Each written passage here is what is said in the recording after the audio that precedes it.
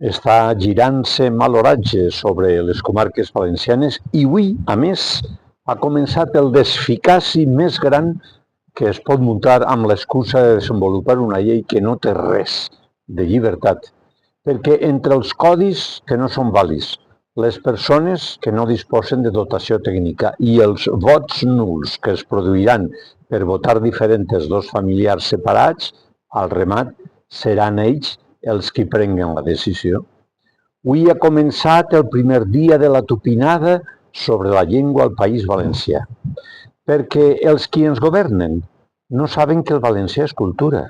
que és identitat, que és patrimoni, que és coneixement, que és educació i és voluntat d'enteniment entre les persones.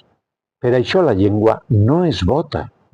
La llengua es propicia, es defensa i es valora com el que és l'herència dels nostres avantpassats i un pont